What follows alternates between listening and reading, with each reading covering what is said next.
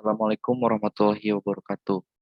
Perkenalkan, nama saya Muhammad Faisal Subakti, NPM 18.302.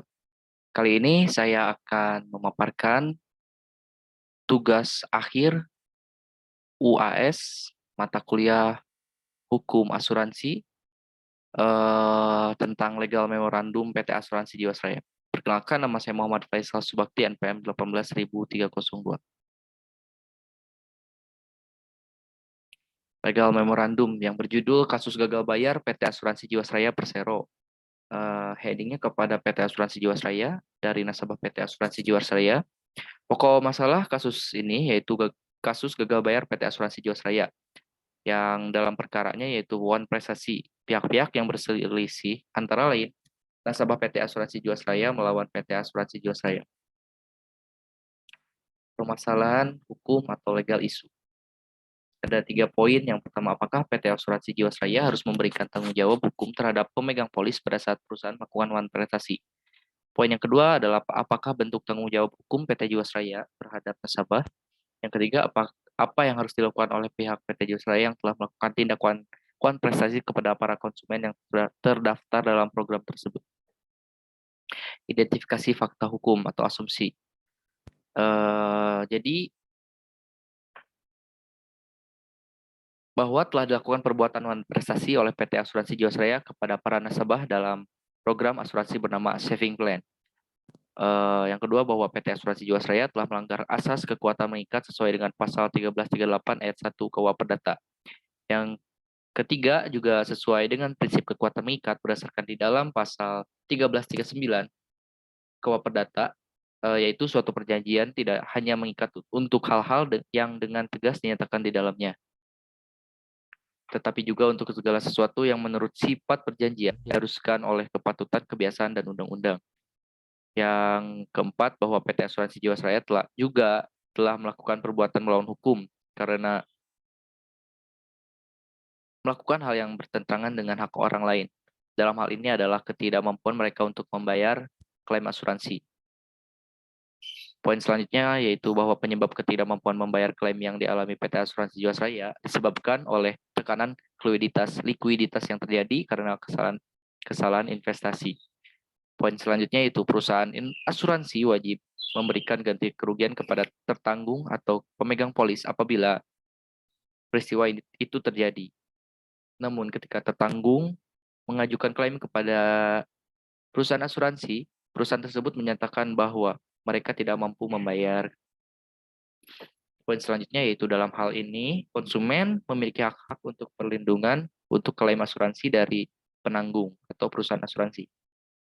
Poin yang terakhir yaitu bahwa permohonan PKPU nomor 34 Perdata SUSP KPU per 2020 Pengadilan Negeri Niaga Jakarta Pusat adalah menjadi kewenangan OJK, bukan kewenangan kreditur maupun pemegang polis.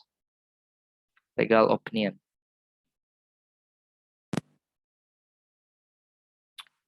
Jawaban legal opinion yaitu jawaban untuk legal isu. Yang pertama yaitu ya, dikarenakan PT Asuransi Jiwasraya telah melanggar Undang-Undang Nomor 40 Tahun 2014 Pasal 31 Ayat 3 yang menjelaskan bahwa perusahaan asuransi wajib menangani klaim dan keluhan melalui proses yang cepat, sederhana, mudah diakses, dan adil. Poin selanjutnya yaitu bentuk dari pertanggungan tersebut, yakni pertanggungan kerugian atau Schadverzekering dan pertanggungan jumlah atau Summenverzekering. Poin yang selanjutnya itu PT Asuransi Jiwasraya harus melakukan penggantian biaya, kerugian, dan bunga karena tidak dipenuhinya suatu perikatan mulai diwajibkan berdasarkan pasal 1243 dan 1244 KUH Perdata. Statement fact atau pernyataan fakta. Kondisi keuangan perusahaan asuransi Jiwasraya sebenarnya mulai terpuruk sejak tahun 2002 akibat krisis ekonomi hingga akhirnya tidak mampu membayar polis para nasabah. Berikut kronologis keuangan Jiwasraya sejak 2002 sampai 2019. Sampai 2020, maaf. Yang pertama dari 2002 terjadinya insolvensi atau cadangan lebih kecil dari seharusnya. senilai 2,9 triliun. Tahun 2024, insolvensi dengan risiko pilot mencapai 2,76 triliun. Tahun 2006, ekuitas perusahaan negatif 3,29 triliun. BPK memberikan opini disclaimer atau tidak menyatakan pendapat untuk laporan keuangan tahun 2006 sampai 2007. Tahun 2008, defisit perusahaan 5,7 triliun, kemudian Jiwasraya menerbitkan reksadana penyertaan terbatas dan reasuransi. Tahun 2019, defisit perusahaan 6,3 triliun dan melanjutkan skema reasuransi. 2010, perusahaan melanjutkan skema asuransi. 2011, perusahaan melanjutkan skema asuransi dan surplus senilai 1,3 triliun. Tahun 2012, Badan Pengawas Pasar Modal dan Lembaga Keuangan Bapepam LK meminta perusahaan menyampaikan alternatif penyelesaian komprehensif dan fundamental jangka pendek. Lalu perusahaan surplus senilai 1,6 triliun per 31 Desember tahun 2012 melalui skema finansial reasuransi, namun defisit 3,2 triliun tanpa skema finansial reasuransi. Tahun 13, Bapepam LK resmi beralih kepada Otoritas Jasa Keuangan dan meminta Kementerian BUMN menyampaikan langkah alternatif penyihatan keuangan. Lalu perusahaan menyampaikan alternatif penyihatan berupa penilaian kembali aset tanah dan bangunan. Revaluasi menjadi senilai 6,56 triliun dan mencatat laba sekitar 457,2 miliar. Tahun 2014, peningkatan penempatan dana di saham dan reksadana terjadi lonjakan pendapatan resmi hingga 50%. Tahun 2015, hasil audit BPK menunjukkan dugaan penyalahgunaan wewenang dan laporan aset investasi keuangan melebihi realita. Lalu tahun 2016, OJK meminta perusahaan menyampaikan rencana pemenuhan rasio kecukupan investasi karena sudah tidak lagi menggunakan mekanisme reasuransi. BK menempuhkan nilai pembelian sejumlah saham dan reksadana lebih mahal dibanding menilai pasar sehingga berpotensi merugikan perusahaan senilai 601,85 miliar. Lalu BPK mencatat investasi tidak langsung senilai 6,4 triliun atau setara dengan 27,78% dari total investasi perusahaan pada tahun 2015. Lalu Jiwasraya melepas saham dan reksadana lapis kedua dan ketiga sesuai rekomendasi BPK. Lalu tahun 2017, OJK meminta Jiwasraya mengevaluasi produk JS Saving Plan agar sesuai kemampuan pengelolaan investasi. Lalu OJK memberikan sanksi peringatan pertama karena perusahaan terlambat menyampaikan laporan aktuaria tahun 2017. Lalu pendapatan premi JS Saving Plan mencapai 21 triliun dan laba senilai 2,4 triliun atau naik 37,64% dari tahun 2016. Ekuitas surplus 5,6 triliun, perusahaan kembali membeli saham, lalu pencatatan liabilitas yang lebih rendah dari semestinya membuat laba sebelum pajak mencapai 428 miliar dari sebenarnya rugi 7,26 miliar. Tahun 2018, OJK dan Jiwasraya membahas penurunan pendapatan premi secara signifikan. OJK mengenakan denda administratif senilai 175 juta. Lalu kantor akuntan publik atau KAP memberikan opini tidak wajar pada laporan keuangan Jiwasraya tahun 2017. Lalu BPK menyebutkan Jiwasraya melakukan investasi aset beresiko untuk mengejar imbal hasil tinggi sehingga mengabaikan prinsip kehati-hatian. Tahun 2019, Jiwasraya membutuhkan dana 32,89 triliun untuk memenuhi rasio solvabilitas sekitar 120%. Aset Jiwasraya tercatat senilai 23,26 triliun, kewajibannya senilai 50,5 triliun, nilai ekuitas negatif senilai 27,24 triliun, dan liabilitas produk JS Saving Plan tercatat 15,75 triliun. Total klaim jatuh tempo yang gagal bayar mencapai 12,4 triliun. Lalu tahun 2020, Kejaksaan Agung meminta BPK memulai audit investigasi Jiwasraya dengan OJK dan OJK. Klaim nasabah yang akan jatuh tempo hingga akhir tahun 2020 mencapai 16,1 triliun, indikasi kerugian negara sekitar 13,7 triliun akibat gagal bayar polis. Legal Memorandum Analisis Hukum 1 untuk menjawab identifikasi nomor 1. Dalam suatu perjanjian pasti menimbulkan tanggung jawab hukum bagi para pihaknya. Tanggung jawab hukum ini didasari pada perjanjian yang telah disepakati maupun dari undang-undang yang mengatur yang mana dalam hal ini perasuransian diatur dalam Undang-Undang Nomor 40 Tahun 2014. Adapun beberapa ketentuan mengenai kewajiban dan hak yang harus dijalankan oleh perusahaan asuransi sebagai penanggung terdapat di dalam polis asuransi super jiwasraya plan, yaitu kewajiban penanggung dan hak penanggung. Jika dilihat dalam kasus gagal bayar ini termasuk pelanggaran pada Undang-Undang Nomor 40 Tahun 2014 Pasal 31 ayat 1 ayat 4 yang mana telah tertulis bahwa perusahaan asuransi dilarang melakukan tindakan yang dapat memperlambat penyelesaian atau pembayaran klaim atau tidak melakukan tindakan yang seharusnya dilakukan sehingga mengakibatkan kelambatan penyelesaian atau pembayaran klaim.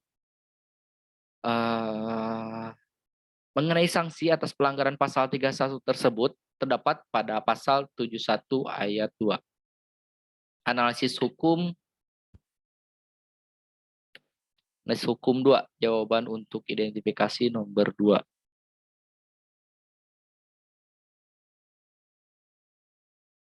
Pelindungan konsumen diatur dalam Undang-Undang Nomor 8 Tahun 1999 tentang pelindungan konsumen. Bahkan khusus untuk pelindungan konsumen, sektor jasa keuangan OJK telah menerbitkan POJK nomor 1 per POJK 07 per 2013 tentang pelindungan konsumen sektor jasa keuangan dan POJK nomor 18 per POJK 07 per 2018 tentang pelayanan pengaduan konsumen di sektor jasa keuangan. Sesuai Undang-Undang Perlindungan Konsumen Nomor 8 Tahun 2019 tahun 1999 pasal 19 disebutkan bahwa pelaku usaha bertanggung jawab memberikan ganti rugi atas kerusakan, pencemaran dan atau kerugian konsumen akibat konsumsi barang dan atau jasa yang dihasilkan atau diperdagangkan. Pelindungan hukum dan pertanggungjawaban bagi nasabah atau konsumen merupakan kewajiban dari negara. Dalam praktiknya, dasar tanggungan itu ialah motif ekonomi. Walaupun diakui juga ada motif lain, yaitu motif jaminan sosial dan perlindungan hukum yang bersifat kemanusiaan. Atas dasar ini, lalu dibedakan antara jenis pertanggungan, yaitu pertanggungan kerugian dan pertanggungan jumlah. Analisis hukum 3, jawaban identifikasi untuk nomor 3. Kasus gagal bayar perusahaan asuransi yang terjadi pada PT Asuransi Jiwasraya dapat dikategorikan sebagai perbuatan wan prestasi yang diatur di dalam pasal 1243 dan pasal 1244 Kitab Undang-Undang Hukum Perdata yang berbunyi penggantian biaya, kerugian, dan bunga karena tak dipenuhinya suatu perikatan mulai diwajibkan bila debitur walaupun telah dinyatakan lalai, tetapi lalai untuk memenuhi perikatan itu atau jika sesuatu yang harus diberikan atau dilakukannya hanya dapat diberikan atau dilakukannya dalam waktu yang melampaui waktu yang telah ditentukan. Akibat hukum karena adanya prestasi dalam suatu perjanjian adalah debitur diwajibkan membayar ganti rugi kerugian yang telah diderita oleh kreditur. Itu terdapat dalam pasal 1234 KUH Perdata. Apabila di perikatan itu timbal balik, kreditur dapat menentukan pembatalan atau dapat dibatalkan perikatannya melalui hakim. Itu terdapat dalam pasal 1266 KUH Perdata. Merujuk penjelasan Pusat Penyuluhan dan Bantuan Hukum, Kementerian Hukum dan Hak Asasi Manusia, kontestasi tentu dapat berakibat pada tindakan hukum sesuai aturan yang berlaku, di mana masing-masing pihak yang merasa dirugikan berhak menggugat ke pengadilan untuk menuntut ganti rugi berupa penggantian biaya, kerugian, dan bunga jika ada.